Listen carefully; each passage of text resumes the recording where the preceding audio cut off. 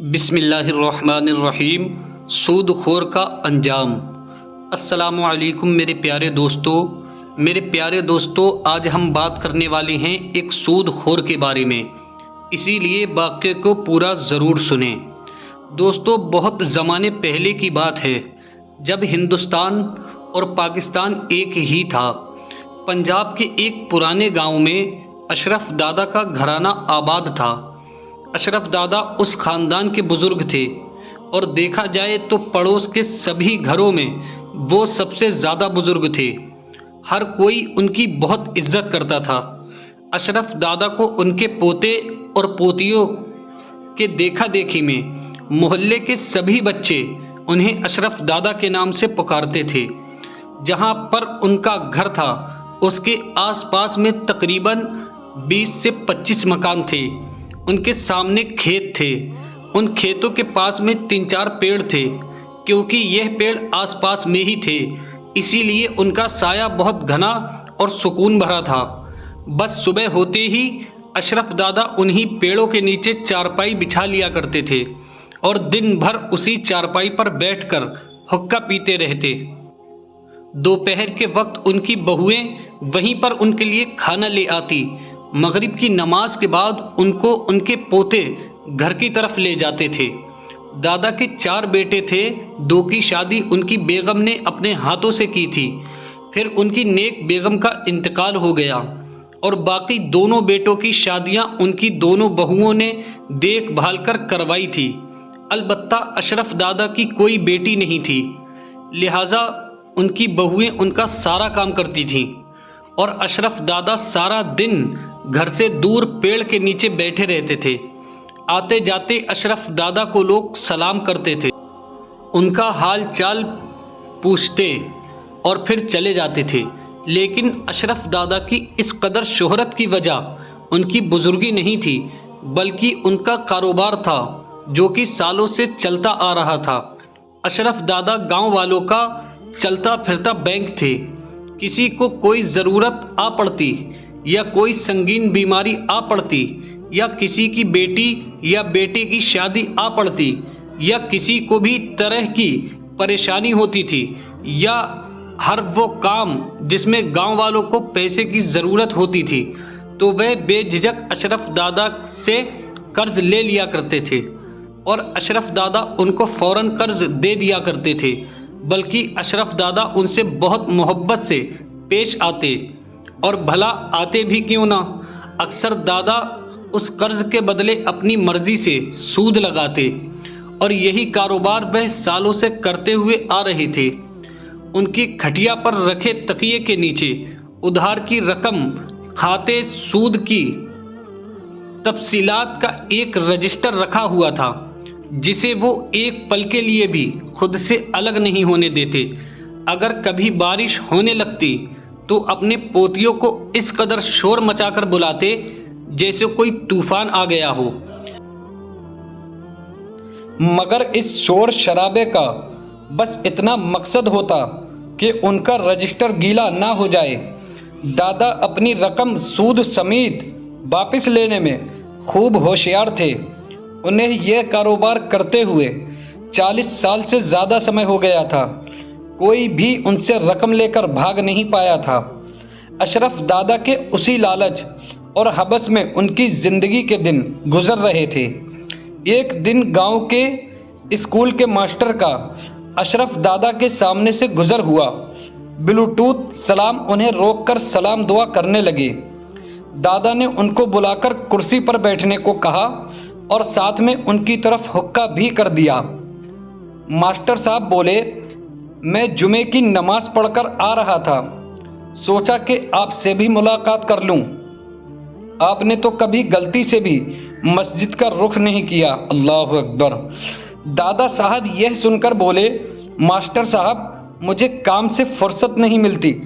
कभी किसी की रकम देनी होती है, कभी किसी से रकम लेनी होती है, कभी किसी का हिसाब लिखना पड़ता है। नमाज के लिए मेरे पास वक्त ही कहाँ है। अल्लाह अकबर। यह सुनकर तो जैसे मास्टर साहब को आग ही लग गई। कहने लगे, दादा, सूद खाना हराम है। अगर आप बिना सूद के लोगों की मदद करना चाहें, उधार ही सही, और मुद्दत पर वापस ले लें, तो आपको सवाब भी मिलेगा और लोगों की मदद भी हो जाएगी। लेकिन दादा को कहाँ नेकी की बात सुननी थी। दादा बोले, मियाँ, कहाँ पर हराम है। किसी को अगर वक्त पर उसकी रकम मुहैया करते हैं तो इसमें क्या हराम है।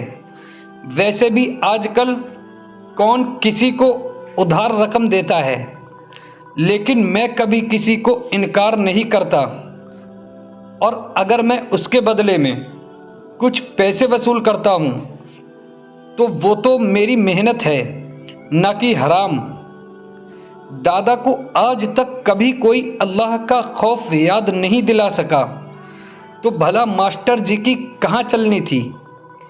मास्टर जी कुछ देर गुस्से में दादा के पास बैठे रहे। फिर कुछ देर के बाद दादा से रुखसत चाही।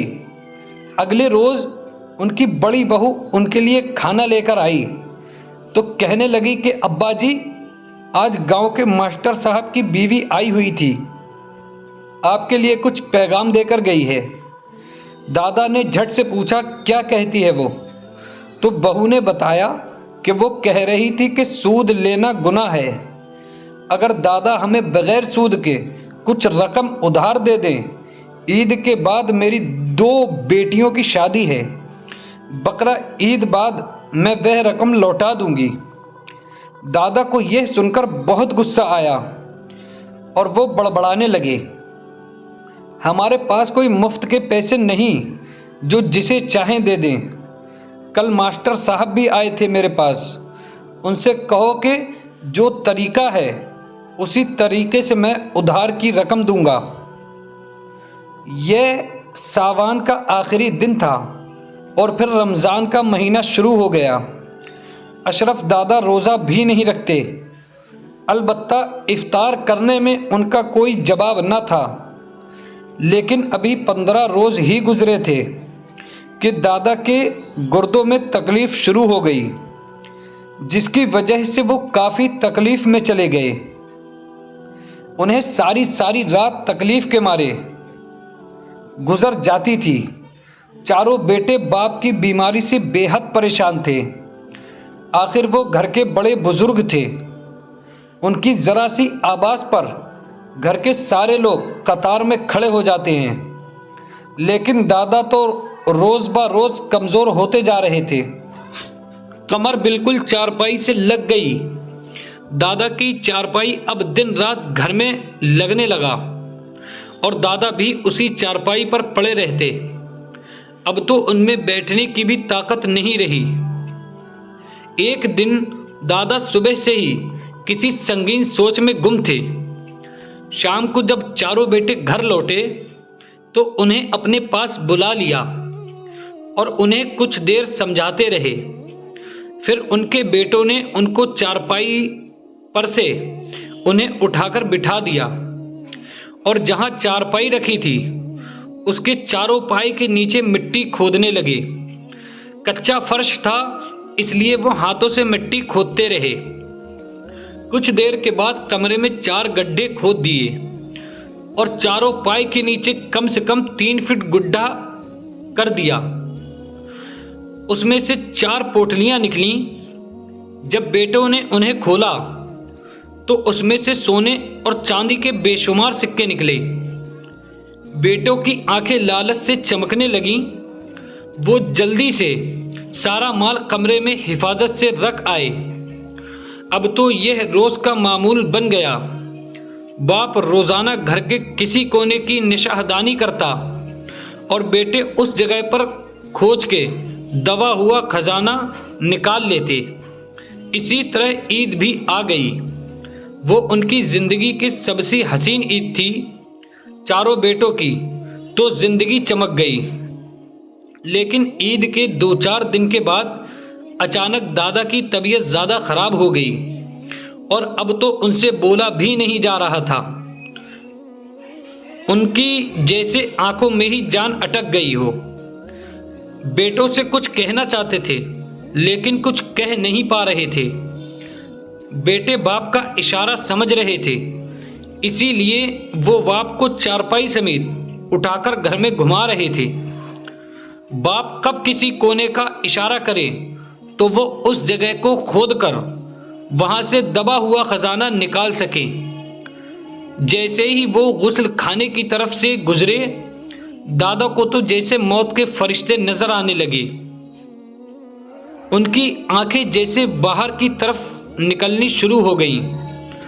अचानक यह सब कुछ छोटे बेटे ने देख लिया तो फिर जोर से बोला कि बाबा का इशारा गुस्ल खाने की तरफ है। सबने चारपाई वही छोड़ दी और गुस्ल खाने की तोड़फोड़ करने लगे और पीछे की दीवार के नीचे अब तक का सबसे बड़ा खजाना मिल गया। सारा का सारा घर खजाने की तकसीम में लग गया।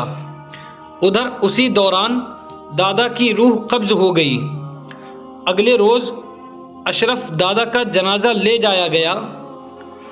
दफनाने के 2 दिन बाद किसी शख्स ने आकर बताया कि दादा की कब्र में बड़ा सा सुराग हो गया है और उसमें से काले रंग का बड़ा सांप मुंह निकाले देख रहा है। यह खबर पूरे गांव में जंगल की आग की तरह फैल गई। उनके खानदान से लेकर पूरे गांव के लोगों ने इस वाक़े को अपनी आंखों से देखा।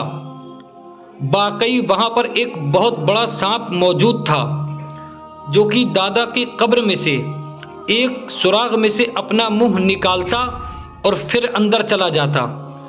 यह सांप अल्लाह का अजाब था अशरफ दादा के लिए, जो कि उन्हें सारी जिंदगी सूदखोरी की वजह से मिला था। वो अपनी दौलत कब्र तक साथ ना ले जा सके और उनकी औलाद उसी दौलत की बंटवारे की वजह से दादा की आखिरी वक्त में उनके साथ नहीं थे। अशरफ दादा के इबरतनाक अंजाम की मौलवी साहब हर जुमे को लोगों को जुम्मे के खुतबे में सुनाते और उन्हें सूदखोरी जैसी लालच से दूर रहने को कहते। मेरे प्यारे मोहतरम अजीज दोस्तों, सूद हराम है और इस्लाम में मनाही है और सूद खाने वाले हों का अंजाम बहुत बुरा होता है।